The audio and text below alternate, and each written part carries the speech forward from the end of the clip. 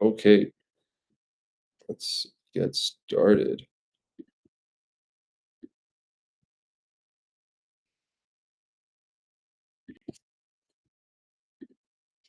Hope everybody can see my screen. All right, how to build confidence. I mean, this is probably one of the biggest topics, not just in goalkeeping, but in life. And this this same system can help replicate it in anything you do, whether that's in school, whether it's in social settings, whether it's in goalkeeping. So first off, let's define what confidence isn't. Confidence isn't about visualization. It's not about saying that you're going to be good. It's not what you can tell yourself, it's what you can prove to yourself. It's the actions that you take are the ones that represent who you are and are the proof of who you are. So you don't get confident by imagining these things. Yes, visualization can help, but it's the evidence and proof of who you are that really builds that confidence. So you can imagine confidence almost like a bank, and every action is proof of who you are. So either you can put those reps into the bank where it's proving, hey, this is who you are, every rep, every session, every promise that you keep. So if you say you're going to wake up at this time, are you going to wake up at that time? That proves your confidence. Or you can take away from that confidence with every excuse, every skip session, everything. Oh, I didn't make it because of this. No, that doesn't build confidence. If you didn't make it, be realistic with yourself. I wasn't good enough. I didn't do this. I wasn't ready. I wasn't prepared. I was unlucky, maybe, but why was I lucky? And really breaking those things down and being honest with yourself. So here's the roadmap to being undeniably confident. First is the foundation. You need to build the skills to do it, right? If you're gonna make chicken for the first time, it's not gonna be the best time you make chicken. But so you need to build the skills. You need to understand how to do it. And the next thing about understanding how to do it is the competence. So if I want to understand what to do, or if I want to understand what I want to tell my right back or my center back on talking to him about communication, then I need to understand what he needs to do. If I don't understand what he needs to do, I can't tell him what he needs to do confidently. So I need to have the competence to understand these things. If I want to stand in a certain position with a certain set position, I need to understand why I'm doing these things and why is that the best version of why is that the best actions to take, and therefore I'll be confident. If I'm just guessing, then I'm unsure, I'm uncertain, I'm walking on eggshells. Then we go into performance and executing when it matters. So obviously, once we get the understanding of it, once we have the skills, we got to perform. We got to put it into real life settings. And the last one is mastery. And so we're calm in the highest pressure moments because we've done it so many times and we stack that level of proof to show that we can continue to do it. That way, when we go to the highest level of those pressure moments, I've already done it 1,000 times. So what's doing it one more time that's going to hurt? So let's imagine this. Let's remove goalkeeping from the entire situation of confidence. Let's just imagine that we want to learn how to drive. I don't know if any of you guys are driving yet, but I bet maybe if you start, this is a good idea for you guys. And if you are driving, this is probably how you learn.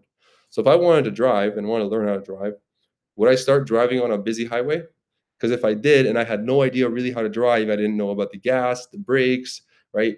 My mirrors, my blinkers, I'd probably end up crashing and I'd never want to drive again because I'd be so scared. So, what would I do instead? How do you learn? So, what's the actual process of how most people learn how to drive? Well, they first get an instructor. They learn from somebody who's done it before, someone that's going to teach them the ways. Then they start small. They go into a parking lot, no pressure, no cars around, so they can make the mistakes. They have the ability to make the mistakes. There's they because you're gonna make mistakes when you start. You have to accept that you're not going to be good at the beginning, and no matter who you are, no matter what you do, your first time you're doing something, you're not going to be good at it. Probably until you do it at least 100 times, you're not going to be good at it. So you need to start small and practice. And then you're going to progress slowly into the side roads, main roads, get comfortable, right? Okay, I'm going 60 kilometers per hour right now. Oof, this is crazy. This is fun. All right, I can, check over my shoulder, look over the mirror, use my blinker, and then eventually we go into the traffic. We go into the highways.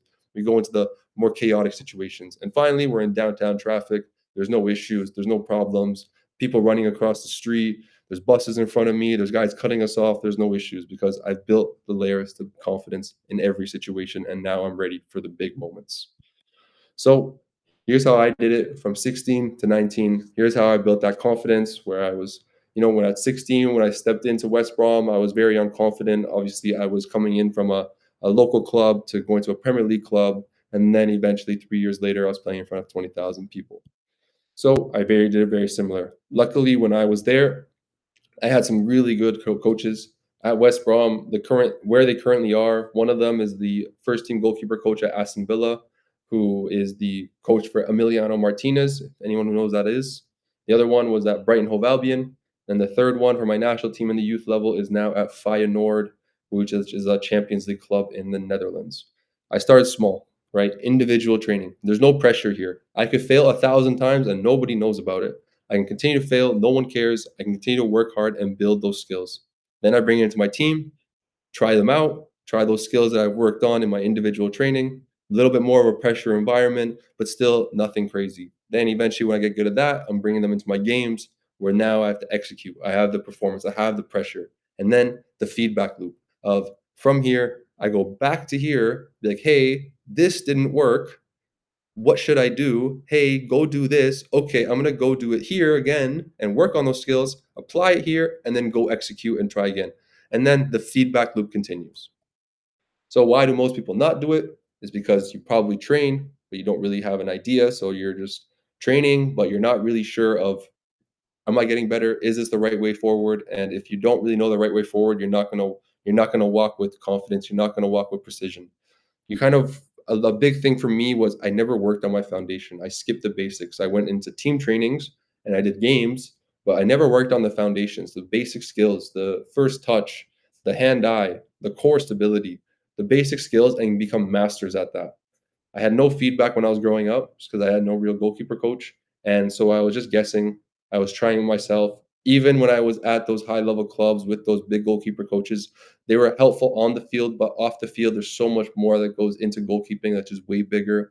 Whether that's the mindset, your lifestyle, your your match day nerves, and really understanding how to build those things up. Again, building those foundations, the home trainings. They never taught me any of that. I had to learn that on myself, and it took me up to 23. So, 23 years to learn that. And then finally is progression. I mean, when I was playing pro, you go through the same sessions every week. I bet you do as well with your goalkeeper coaches. You dive, you catch volleys, you do shots, you do crosses. But again, there's no progression. A lot of times, there's a lot of goalkeeper coaches who understand how to progress a session. But even the progressive overload off the field is really what separates the goalkeepers on the field. So here's a solution: how to build confidence in goalkeeping. Because you don't get confident, like I said, by training or playing games, it's with structure. Because without you understanding why, which is the competence, phase two, you're just kind of running around and guessing. And confidence doesn't come from your random efforts. It comes from following a system, right? Building the skills, showing that you can do it, and now you're calm because you've done it 1,000 times and you know that's exactly what you have to do. And that's exactly why what happens with these goals. This fantastic picture right here, a bad system, because you can get a good jump and get to your goals, but probably as fast as you go up, you're probably going to go down. And that's kind of what happened to me too, right? In 3 years, I got to the Champions League, but I didn't have a system to continue to follow, to continue to build a career. And then within, what is it, 6, 7 years, I was retired. Rather than following a system where it might take a little bit more time, but you're not here to get a contract. You're here to create a career. You're here to stay here with longevity and build a stable base rather than just kind of guessing and hoping it works. So you can make this into any idea. Here I'll just give you an example of what I do, but you can just do this yourself as well. And you can completely do this yourself if you want to. So you have to follow a proven system. You can write it down.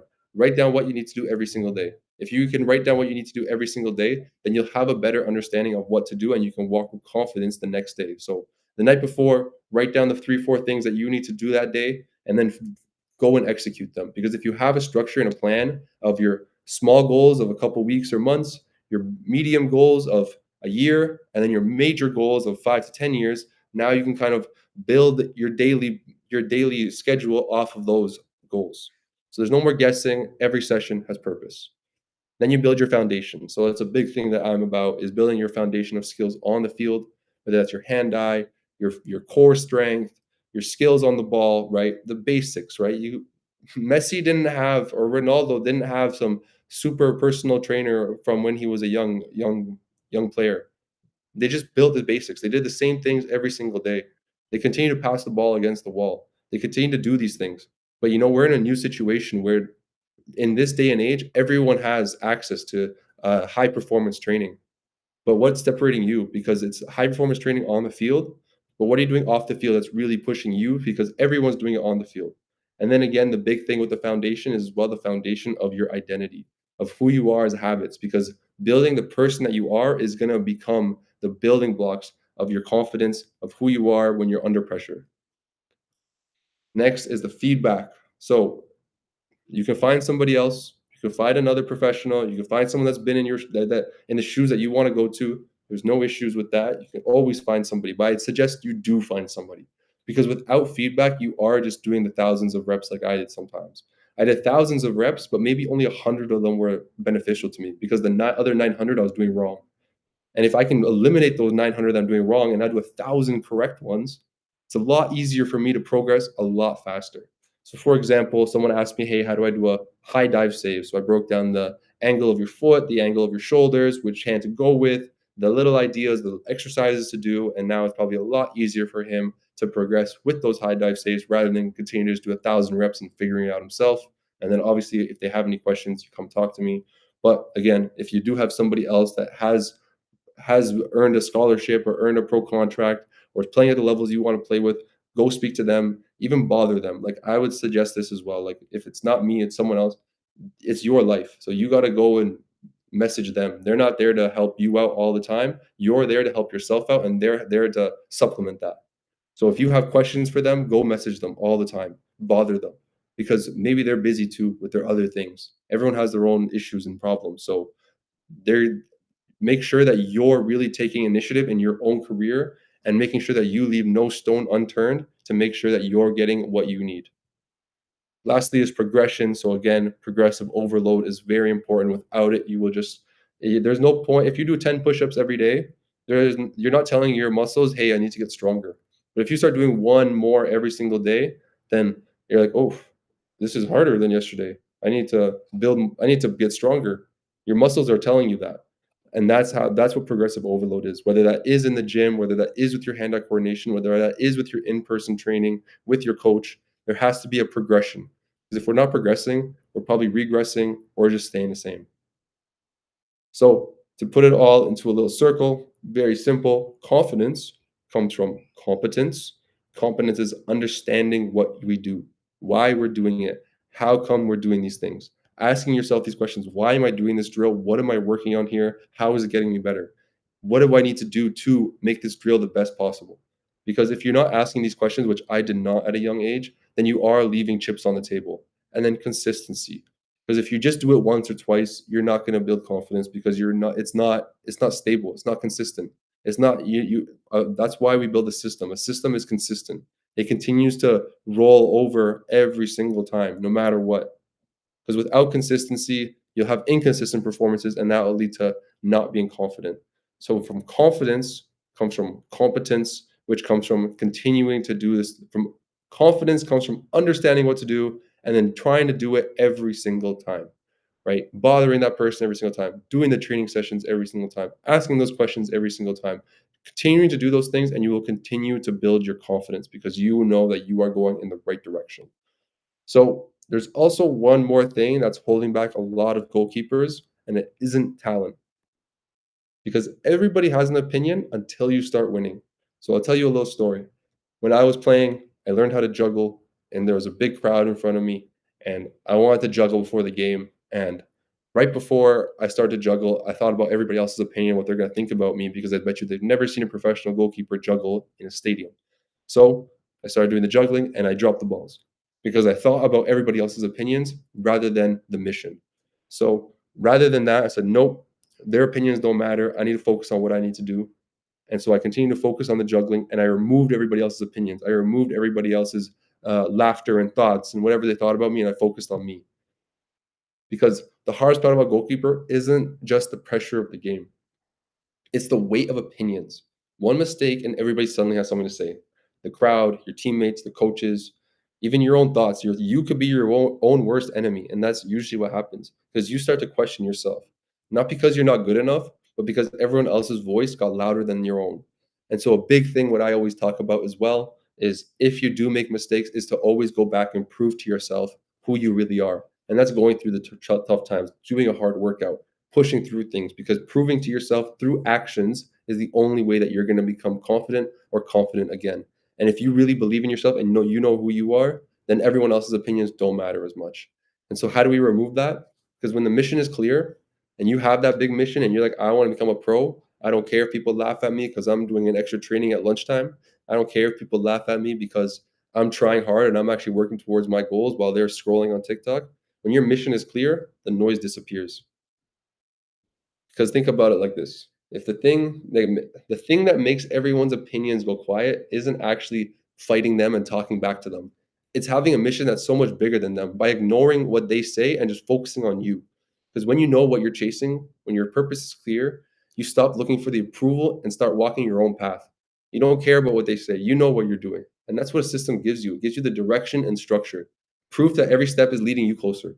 Because the system doesn't care about your opinions, it gives you confidence because you know you're walking the right way. Bruce Wayne doesn't care if they make jokes about him. He knows the mission. He doesn't care about the validation of other people that he's saving the world. He just does the mission. He's focused on making sure that he gets done what he needs to do.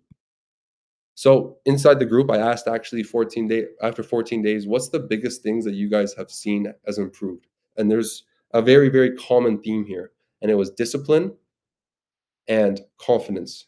I don't care what other people think I don't think about other people think, and I'm confident when I talk. I'm more disciplined. I'm honest with myself. This group will make me the best version of myself as a goalkeeper and as a person. Discipline and confidence have got me more composure on the ball. My confidence is a lot higher. I feel unpressured by what other people think. And that's the important thing. That's the foundations of how you're going to become successful. By putting it into game situations, I've had a much better time. And I feel I've grown in my game because of it. Because once you don't care about what other people think, once you have a system, you can walk the path that you know is going to get you to where you want to go. Here's some other success stories. I know I probably talked about them before, but all these people have followed the exact same structure. And here's the truth about it, to be honest. You'll never actually feel ready. You'll never feel ready to go step outside your comfort zone because ready is a feeling. And feelings aren't actually made to make you great, made to make you be successful. They're made to make you feel safe. They'll convince you that your warm bed is better than waking up early, that skipping a session is fine, that not waking up, that I'd rather press snooze than wake up early and go outside in the cold and do the workout. You have to fight your brain. You have to fight that comfort because that's what it's meant for. It's created to make you survive. But that comfort is progress. But those who become something more and are the ones who decide their feelings don't decide their future. They move anyway. They train anyway. They show up anyway. Because that's what separates those who dream about it, the ones that are sleeping and dreaming about it, and the ones who become it and make their dreams a reality. So if you're ready to be next, if you're ready to take your game to the next level and stop doubting yourself, train with structure, grow with mentorship, reform belief, that's why I created this, literally. Right now, there is a 7-day free trial if you do want to try it out. And if you are curious, then you can book a call. And if you do have any questions right now, I would love to answer anything that you guys are thinking about. So, anything you guys are, any questions you guys have, how do you guys feel about it? I know obviously confidence isn't just a couple words on a couple slides. It's the actions that you guys take. But if you guys again understand how these things work, what really is the path forward to confidence, then it'll make it a lot easier for you guys to be aware. And that's the important thing is that when you're not worried about what my coach thinks, what my friends think, what my parents think, because I know what I'm doing is the right thing forward, and this is what I really want to do, and you continue to make those actions uh, every single day, then there's no other way than to build confidence that way. And there will be hard times. Trust me.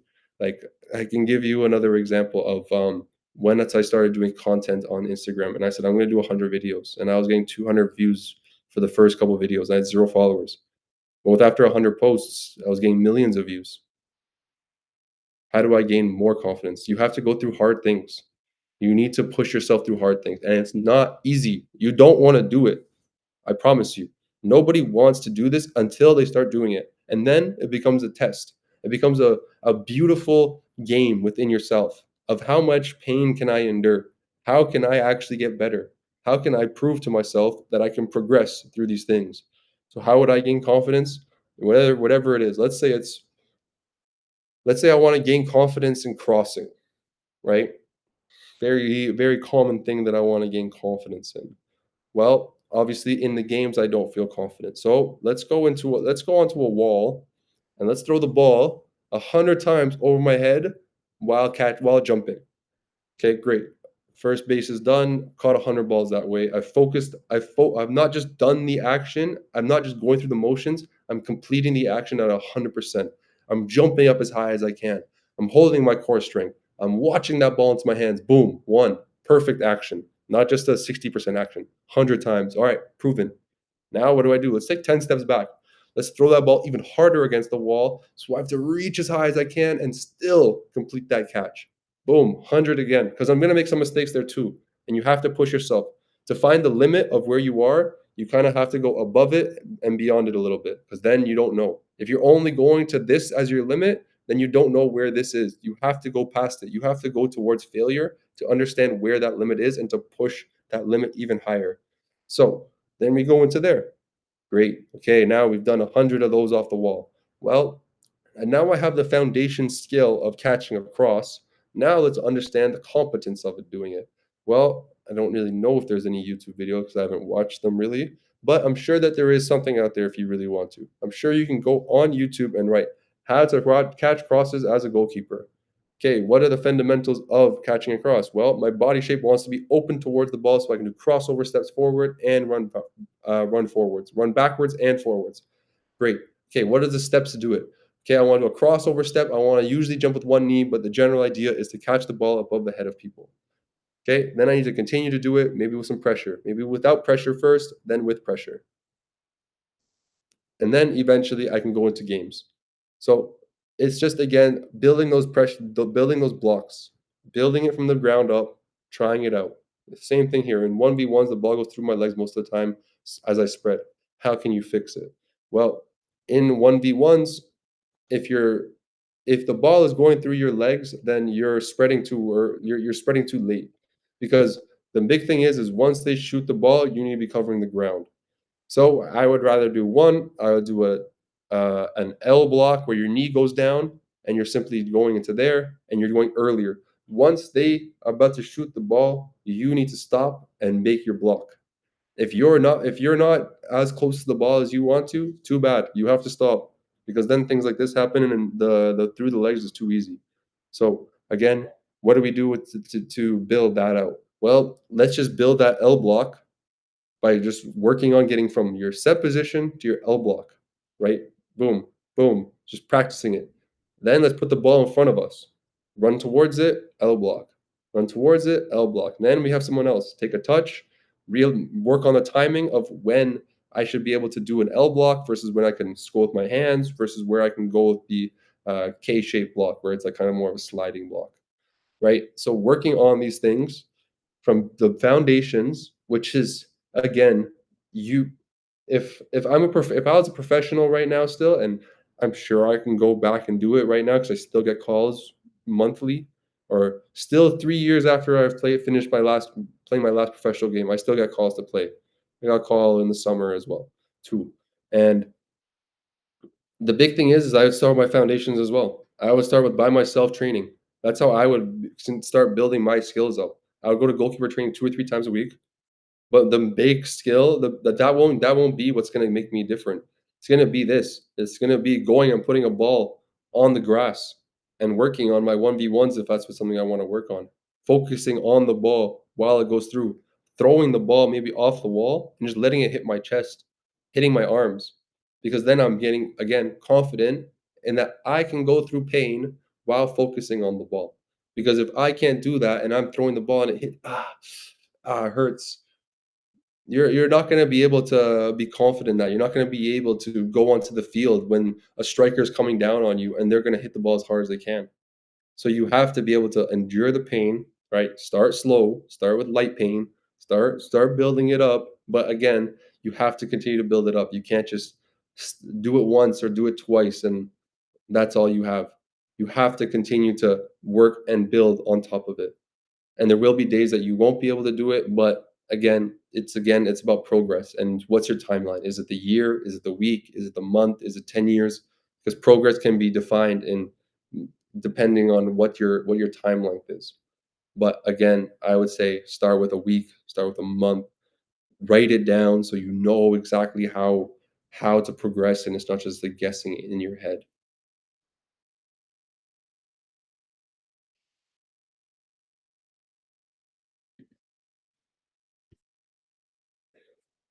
I hope you kind of understood the ideas of how to build confidence in these things.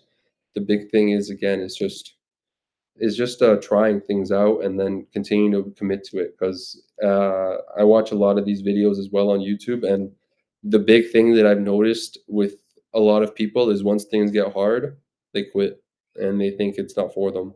But it doesn't matter what you do. You could choose anything in the world, and you're gonna have to go through this hard time.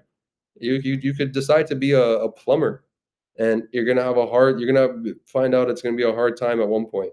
So if you wanna do goalkeeping, it's there's gonna be hard moments, but the best thing that I'll say with goalkeeping is that the feelings of the highs of making those saves and making those wins outbeat every single bad moment you'll ever have. You'll never you'll never worry about those bad moments again once you feel these highs, especially once you finish playing. You know, those tough times are gonna hurt a lot, but at the end of the day, those highs are something that you don't get from playing, doing regular stuff.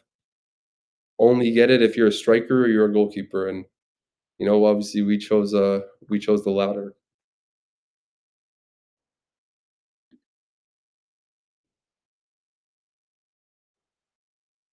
I wanna see if anyone has any more questions, if you guys wanna just hear me continue to talk about confidence.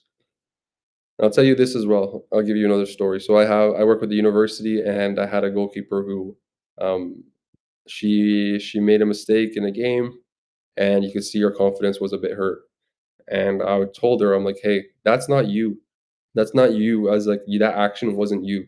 So don't let that define you. But you need to now go and do actions that do define you, and do the actions that you actually are proven to make it." So what I said is, go do a hard workout. Go train. Go prove to yourself who you really are, and then you can come back and be more calm, be more confident. And again, when these mistakes happen and when these things do happen, you have to be aware. You can't just shy away from it. A lot of times when we make mistakes, even myself, trust me, it's human nature. It's not you have to fight it a little bit.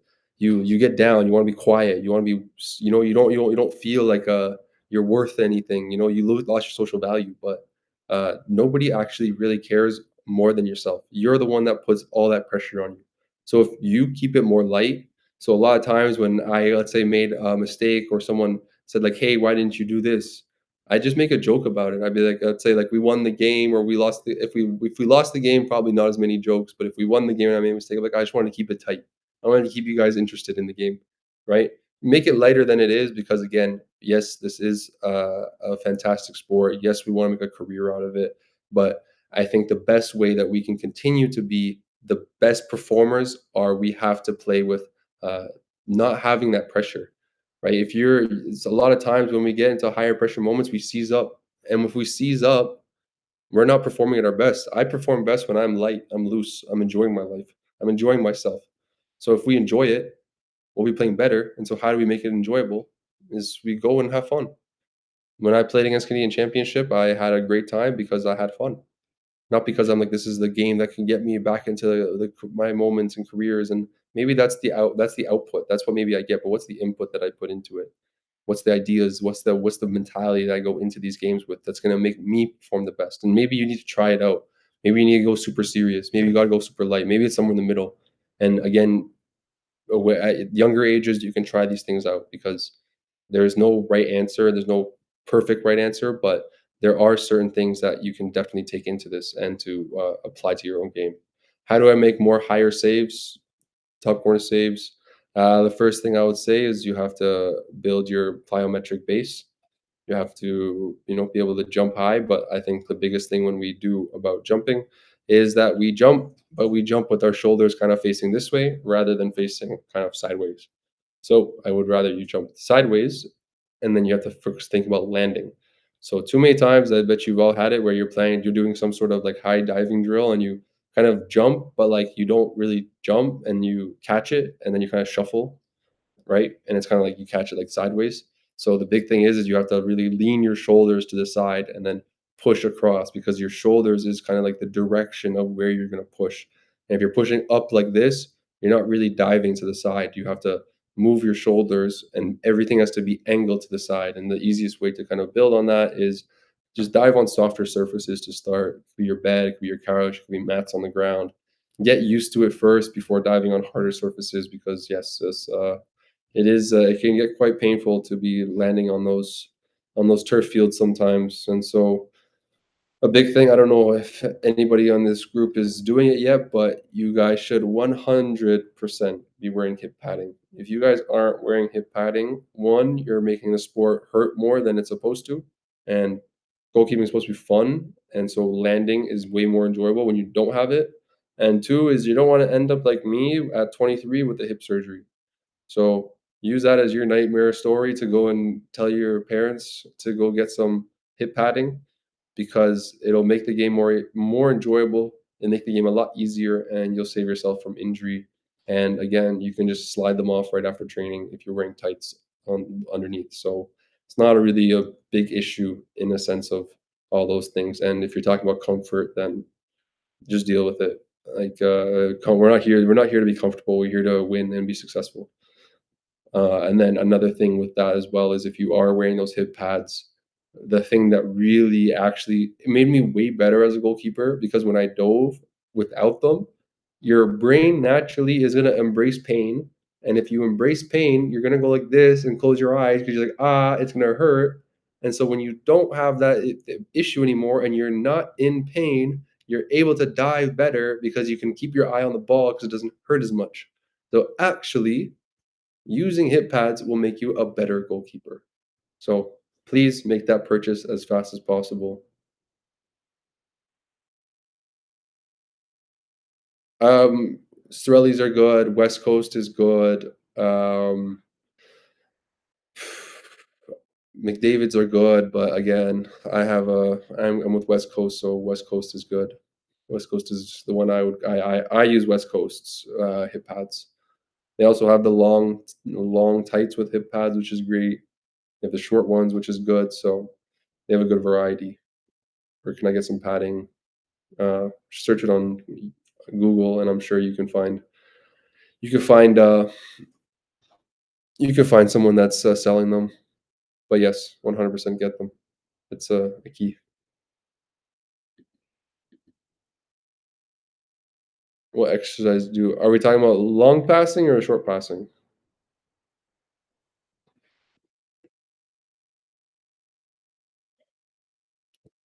So short passing. Okay, so short passing, very good exercises for these things. First off, obviously, the very simple ones is one touch passing, two touch passing off the wall. Big thing here is to focus on your touch. So you can almost make yourself a little box and try and keep the touch within the box. After that, you can make the box and then work on taking the touch outside the box, right? And then you're working on your touch, killing the ball and then moving the ball, right? And then after that, if we want to really work on our touch, because I think with passing, it's really about direction of the pass, the weight of the pass, and then your control of the pass. So, what I would do is I would also work on one touch, one bounce with off a wall, one touch, one two touch, one bounce off the wall, two touch off the wall, and then eventually what you could do is just take a stack of cone, or even you can go to a soccer net. Honestly, make like little goals within the net, right? So you can take like a cones and make them in the net, and then try and pass through the net, pass through the cones. Once you get 10 in a row off the 6 yard line, go to the 12. Once you can get 10 in a row off the 12, go to the 18, right? And now you're just working on that accuracy of the pass. So now you have a wall passing where you can continue to get your reps in, and then you can go onto the field. And now again, like we're progressing, we're trying to kind of put a bit more pressure on us, build a bit more of a directional skill set, go onto the field, go into a goal so you don't have to go and grab the balls all the time. Put those little cones down, work on that side of things. And then eventually from there, you can do that exact same drill, but just do some like a dribble before. So you can go like in, out, find it, look up, pass. The key here when passing the ball is to look up and look at your target before passing the ball. Too many times I've seen goalkeepers, they take a touch and then they just pass the ball. But how, like if I'm just guessing at that point. Like, I need to take a quick look up. Too many times I just see us just look at the ball and we're just kind of blindly passing the ball rather than, taking our touch, looking up to where we're going to pass the ball and then passing the ball. That is a big, big difference, which I see will help you if you're not doing it right now. A big difference as well if when we're playing in games where we're playing in small-sided games with our team, whether we're playing in the game with our team, is looking around, scanning the field, and knowing where to play before we get the ball. I'll preach it forever because it's if you're not doing it, you'll never make it to the higher levels. It's a requirement. If you go watch Frank Lampard. Let's see if we can even find it. Let's see if we can. I want to show you guys like this is what scanning the field should look like for us as well.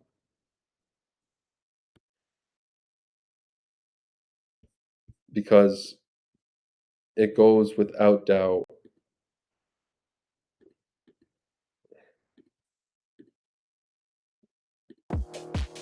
1, 3, 4, 5, right? Perfect, great goal, lady. You're rad training class. There's a perfect drill as well. For my side volleys, I never lean sideways. I'm always upright or leaning. I think it's because I don't have balance. Are there any exercises? Yeah, you can literally just go through that exact same movement of a side volley. So go through a side volley movement of first building that hip mobility. So a straight leg going around while keeping your toe flexed, right? And then even just working on keeping your leg out and just leaning to the side and lean to the side a little bit until you start losing your balance a little bit so you can just hold it and then hold that position. So you proof that you can hold that position.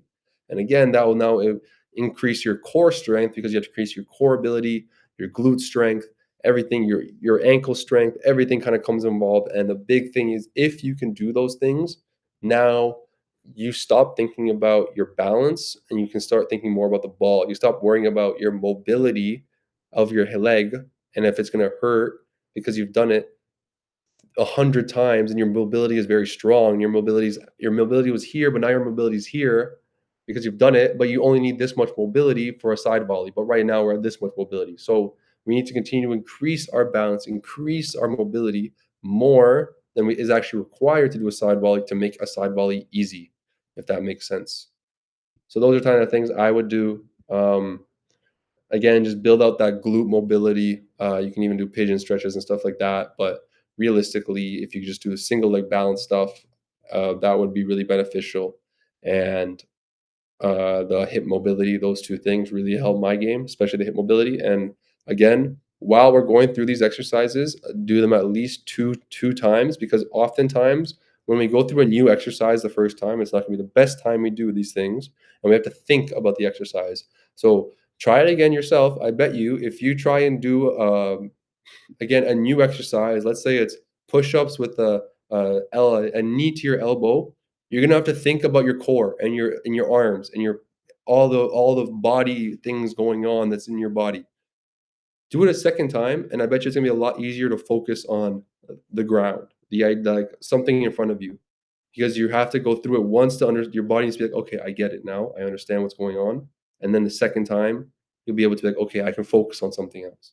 So very important that we kind of go through these exercises twice at least, hopefully 3 times, so that we understand that we give our body the understanding of hey, this is what it is. Now we can go and focus on something else. So a lot of times, again, we focus on, let's say we're doing a drill with our team, with our goalkeeper coach, and it's cones into a volley. We're thinking about the cones rather than the ball. We're thinking about our hands, so we're thinking about our set position rather than the ball. We're thinking about all these other things rather than the ball. But to be as a goalkeeper, I really want to just, especially and as a coach, I'm like, hey, maybe the first exercise, first set, you think about the cones, but just think about the ball after that. Like if you kind of mess up the cones, then you think about, oh, I messed up the cones. Now you figure out about the ball. Just focus on the ball because again, Just like everyone else's opinions, all the cones, all those other things are just noise. Focus on the one thing that matters is the ball. How can I build confidence when my team only makes 1 or 2 goals during the season and I am doing 15, 20 saves, when we only make it at halftime or a little bit past halftime? I mean, I think you kind of said it yourself there. It's like, hey, this is the situation. So control the controllables. You are doing your very best, and you realize that, hey, we're not that good probably as a team, and we may win this game, we may not win this game, but I'm gonna do my personal best. And so you have to go out there and accept that you're making 15 to 20 saves in a game. You should be I mean, I know I could definitely imagine that conceding those goals is super frustrating and losing that game is very, very frustrating, especially if it's consistent throughout a game. But I would say again, it's a challenge, so take it as an opportunity. Perfect. This is another challenge to continue to fight through, comfort, fight through being like I know I can imagine that conceding a lot of goals is difficult, but, um take it with a challenge. Take everything as in like, hey, you're doing your best, and you're there to it's an enjoyable experience almost to go through these difficult times because it's not easy, and but everything is perspective. Everything everything can be a perspective, as in like, let's say if you cook a great meal, it could be someone might think it's not that good. It's a perspective. You might think you had not a good game, someone else thinks you had a great game.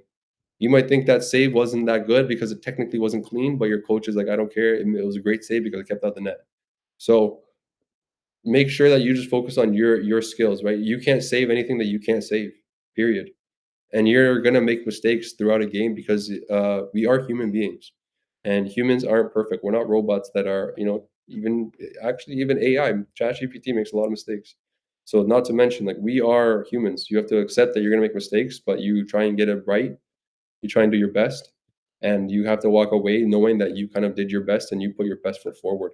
And if you can continue to do that, I mean, I would say that I think the big thing that you could say on confidence is that if you can kind of get better every game and look at yourself in awareness and think of a bit more of a bigger picture. So I was talking to another goalkeeper as well who was on the bench for their academy, even though he's very, very good and he should be the starter or could be the starter.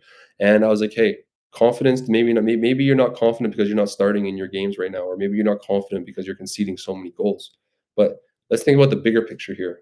What's your goal? Is your goal to win the game, or is your goal to get a pro contract or a scholarship? Because if your goal is to get that, like, hey, I'm making progress here. I'm winning.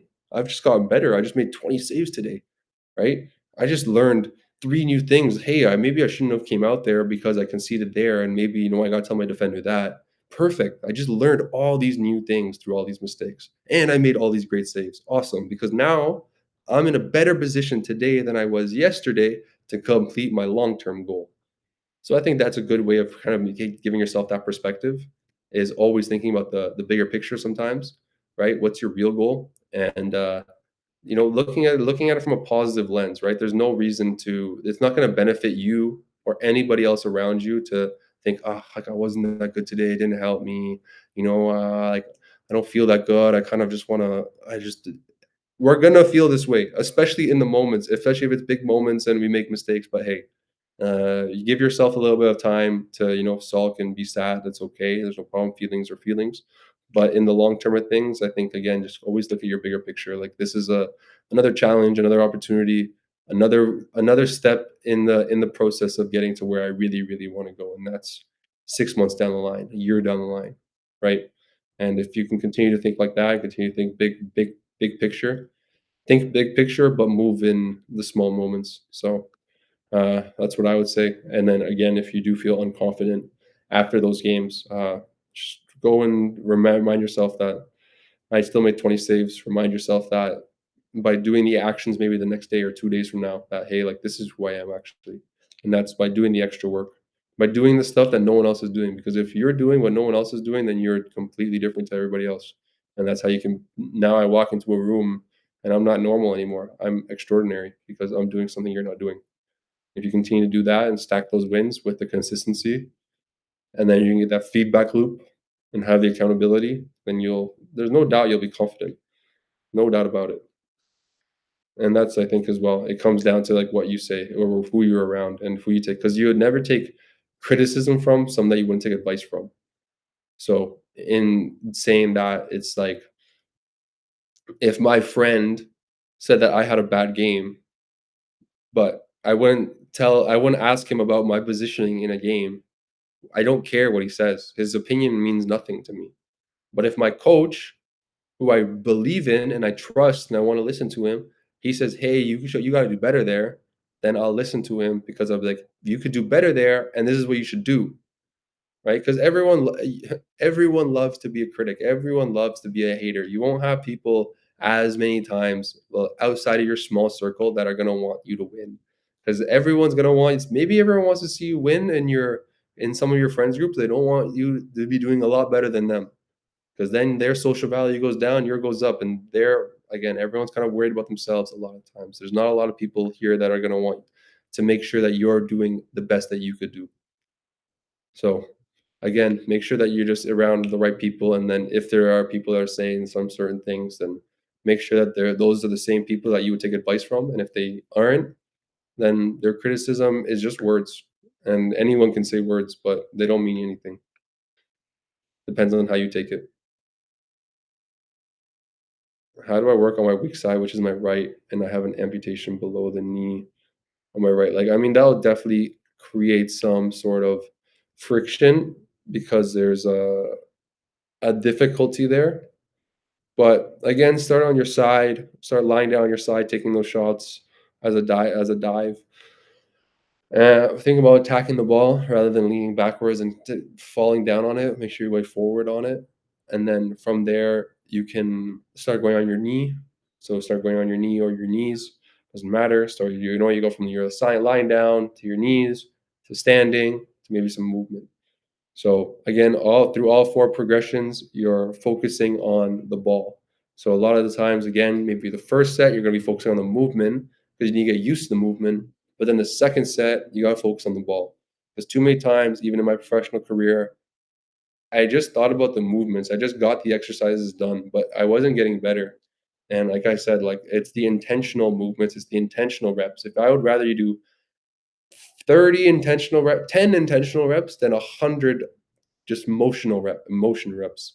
And a motion rep is when you don't focus on the ball. You're not putting in your 100%, or as a goalkeeper, you should only move about 85%, but you're not putting in your 85%, but 100% efficiency, and you're not focusing on the ball 100%.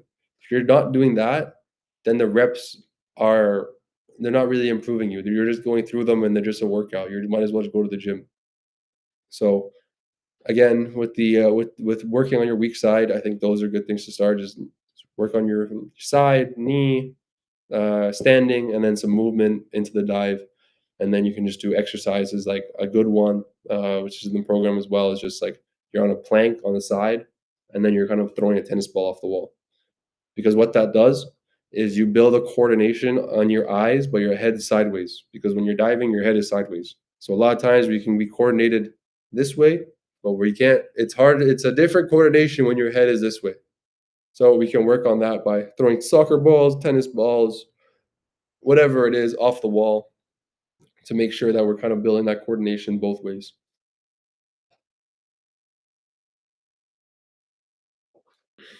Any more? We got any more questions here? Anyone else have anything that they want to ask, or anything that they're struggling with, anything that they want to see?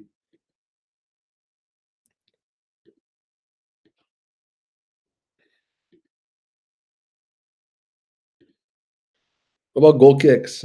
How you guys with goal kicks? I know I used to struggle with them a lot, even in my pro career. I remember when I was playing at one point, I was more worried about a goal kick than a corner because I was like, yeah, as if it's a corner, then it might not be my fault, and I'm good at corner, but goal kicks, I'm like, I'm kind of nervous. How do I work on my decision making on 1v1s? Um, Keep it very, very simple for you. First thing is, if they're in a position to shoot, stay set. If they take a touch and they can't shoot because the ball isn't beside their foot, then you can step forward on them. If the ball is going towards goal, you and the ball is away from their foot, take your steps. If the ball is going away from goal, stay in your net, right? Think about it from the perspective of the striker right now. If if you have the ball at your feet and the guy's running at you, I could just slot it past them because you're unset. If I'm running away from goal, I'm unbalanced and I'm not going to be able to have a good angle to shoot. So a lot of times, if I come sliding out, it just kind of trickles past me rather than if I'm just standing in the net. If I'm pushing the ball away from goal, probably either I've beaten my defender and I'm unbalanced, so it's going to be a hard way to score. So those are the two things, and then obviously deciding on what technique to use matters on what situation you're in. So if I'm going to use my hands, it's because I know 1,000,000% I'm going to go after the ball. 1,000,000% I'm going to catch that ball. I'm taking the ball off his feet. I'm not taking the ball off his feet. It's because the ball's loose. I'm not. I don't really like taking the ball off their feet with their hands because if you're actually playing at a higher level, you're causing too many penalties. Then you're going to use the sliding block. Is when you know that once they're about to shoot, you're very close and you know they're going to shoot, and you're going to use the L block when you know that they can still dribble or that you're a bit further out. My goal kicks curve too much. So think about if this is your standing leg and this is your kicking leg. A lot of times we kick our leg this way and then we go like this, right? So almost think about it like a golf swing. Like this is you, and now you just want your leg to go backwards, kind of, and forwards, right? And that matters because you have your plant foot a bit more away from the ball. Let's see if I can even show you guys. You have your plant foot a little bit away from the ball, and then from there, you have your foot. So you run towards the plant foot because this is where the ball is. This is the ball. You run towards your plant foot because if I run here, I'm obviously going to swing here. My plant foot's here. Now I have a straight path for my leg to go through the ball. So try and think about that. Our professional field's bigger than the turf fields here in Canada. Never been to a fight. Same size. You can have, I think there's like a variation of sizes. So like New Camp is like one of the biggest in the world because like they play possession football, but like generally, like I would say they're very, very similar of size. You got some tips for preventing thumb injuries? I watched some videos, but no one showed me how to tape my thumb. Yeah, I've hurt my thumb a couple times. What I would do is if you have the long tape or the wide white tape, you rip it in half, and then you just kind of try and wrap it around here, and then maybe you have some wrist tape. Just put it around here a couple times, like maybe cross it there, boom, boom, once or twice. And then if you want to work on here, just wrap it around. Like again, there's no as long as it feels okay and it feels secure. I mean, it's pretty okay, but I think the crossover here with like ripping that tape in half would definitely help. But yeah, soccer fields are definitely pretty much the same size. Some are bigger, some are smaller. The perception of them will be feeling a lot bigger or smaller simply because of the stadiums and stuff like that. So they feel bigger. The pressure definitely makes you feel a little bit bigger, but overall, you'll feel like they're the same size. Whether you're playing in Sweden, England, Canada, America, South America, Asia, they're all relatively the same size. They all have to be almost FIFA approved in some ways. Um, So yeah, I hope that kind of understood the goal. How to get full access to the full program, university program without paying. Uh, there's obviously a give and take with everything, and there's a free program there just because that I still have to pay for holding the platform up, but I'm happy to keep you guys kind of in a community where you guys have the space to kind of talk to each other, have some sort of information to do it yourself. But again, it's that's why I kept it at such a low price is because it's an investment in yourself. If I give you something for free, you're not going to cherish it as much as if you have to pay for it or you have to earn it through hard work, right? You're not gonna like again, I go back to an example of if you win 5-0, you don't feel that good. But if you beat the best team 2-1 in the last minute, you feel amazing because of the hard work you put in and you eventually just got there. So again, it's $1 a day simply because if you put $1 in a day, then it's proof that you have to show up. Because if you have no incentive to have to show up, you're like, well, I don't really have anything that I'm giving. So why would I don't have to show up. I can press snooze today. What if I'm like, hey, I have to put $1 in today, so I need to go earn my money's worth.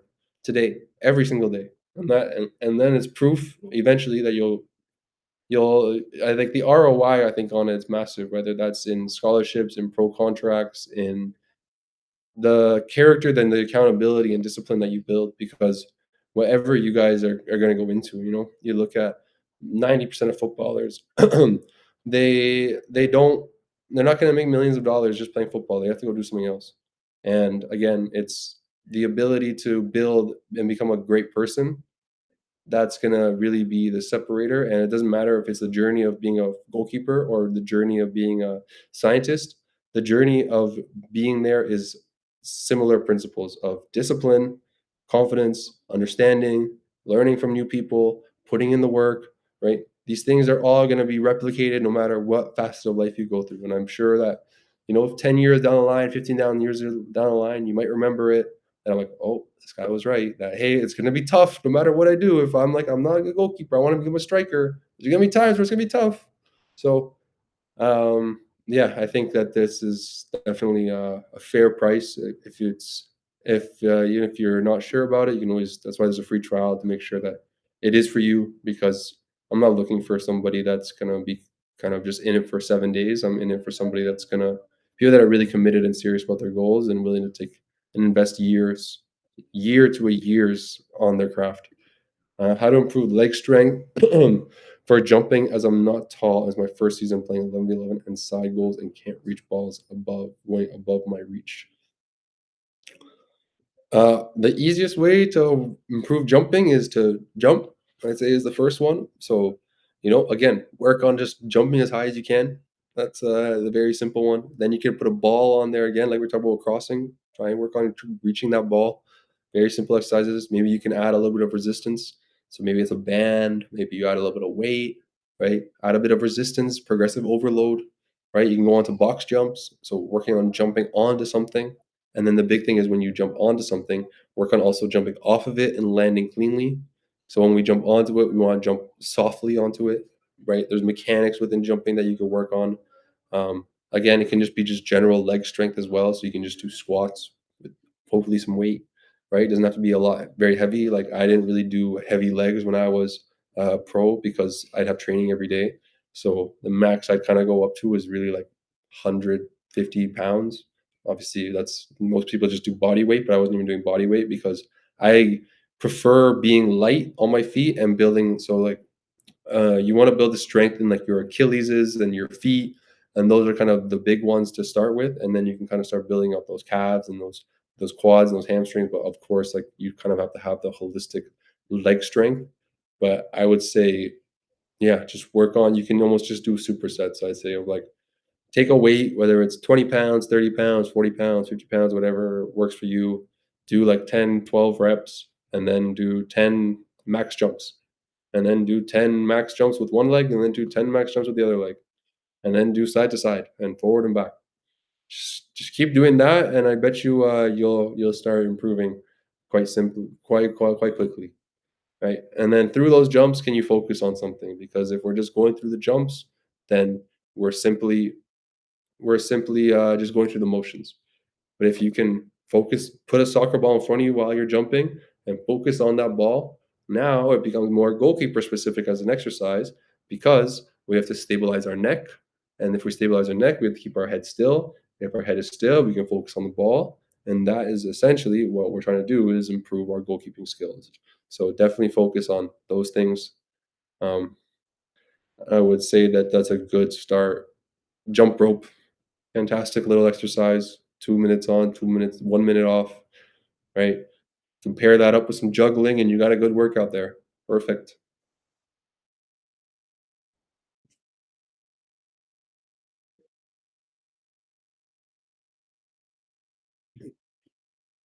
Are there any exercises for strengthening the thumbs? I got 2 major surgeries and now I'm afraid that every ball could damage my thumbs. Yeah, I had actually, my goalkeepers in Sweden where we won the league. He actually broke both his thumbs as well, and so he had surgeries. So he tapes his thumbs every single session as well. Some things that I would do would be first, like I started gripping soccer balls. So I'd really like whether it's a size 5 or maybe deflated a bit to start, but really work on like gripping a soccer ball and being able to grip it because like again, like once you start gripping it, you start building that strength within the thumbs. There's like the grip machines as well that you can use. So doing things like that, I think those two things are quite good for grip strength, and with grip strength, you get a lot stronger with your thumbs. But I think definitely just like while you're watching TV, while you're watching YouTube, while you're doing kind of anything that doesn't require your hand, grip the ball. I used to do that a lot, and it made it a lot easier. It felt like my hands were kind of going way more around the ball, even though my hands didn't grow. But it felt like my hands were going way more around the ball once I started gripping the soccer balls for a long time. Eventually, I went to basketballs. So I'm like, okay, because again, it's not like really the size of your hands. Like I'm sure if you have like a size like 8 or 9 glove, you can eventually grip a basketball if you have the grip strength for it. So, eventually get to those levels, but start with a soccer ball, just literally grip it until your hands start hurting. And that's what I did. I would literally just go until max, and then I'd progress, and then again, I'd progressively overload to a basketball. So everything kind of goes back to start here, go there. And then eventually, right, you go into the games and you're like, this is easy because a soccer ball is way smaller than a basketball. So if I can grip this, this becomes easy. Simple systems to build. So that's what I would say. Again, tape them for sure if you've had surgeries and stuff. The big thing again is when you're injured, whether your hamstring, your thumb, or anything else, the big difference that I would say is we have to think about not the injury, but the ball. Because if we think about the injury, we'll be worried about the injury and then we'll mess up the ball and then that's how we get injured again. So again, you have to start from the foundations and do it yourself first and focus on the ball and then you go into team training, then you go to the games. There are some baselines for important gym exercise if you want to go train above the professional standard. Um, it's a good question. It's an interesting question actually because if you look at a lot of these footballers, even like goalkeepers, like they're not really like shredded or absolute like in the gym monsters. I would say the big things are just having like a good solid base of general strength. So it's more really about like your ability. So I wouldn't say that there's really baselines. I think like planks and push-ups and I mean, you should be able to let's say, like, a lot of stuff is, like, let's say if you can push your body weight, I think that's a good standard, whether that's squats, bench presses, something along those lines. I think body weight is kind of a good number to kind of look at, um, but I think a good thing to really think about is the baselines, should really be actually developed in your skill set with your hands and stuff. So, if it's again like these exercises that we go through, it's all directed towards being better on the pitch, being better at the 11v11 game. And whether that's a gym session, I mean, the gym sessions, if you look at, you can do the basic exercises and you do build that foundational strength. But there's a lot of exercises out there that, you can't go like super heavy on because they're not the typical exercise and you'll get injured if you go too heavy on it. And you can't actually progressively overload that much with weight. You can more progressive with like speed and technique and different variations. So again, it's just like, hey, like if I want to build my speed of like getting my hands up here faster, like I just grab a weight and try and push my weight up here as fast as I can, just boom, right? But not thinking about pushing with my hands, but thinking about pushing my elbows, my shoulders, because when we go into this position, if I'm just thinking about going with my hands, my elbows kind of go here, maybe, right? But if I think about pushing my shoulders and my elbows, now it's kind of more of a consistent standard. And now thinking about those things rather than kind of baseline gym standards. But yeah, body weight. I'd say if you can push your body weight, it's a pretty good standard generally, especially. But yeah, a lot more. There's a lot more depth into it rather than just bodybuilding, I would say. Okay, I hope I've answered all your questions for this week. I hope you guys have enjoyed it. I did record this, so I'll try and post it somewhere. so that if anybody's missed it or anybody has anything else that they want to ask or wants to watch it back, then they can. But yeah, I hope you guys have a great week coming up. Good weekend. Keep working hard. Take on this information. I hope you guys wrote something down, because then it's not just information and it goes in one ear and out the other. You write it down, you watch it, you review it, right? Feedback loops. And then from there, we can now apply those into the real game, into real life, and continue to progress and get better. So I hope everyone has a good weekend. Hope you guys have a good week coming up, and I'll try and come on again next week. Take care, guys.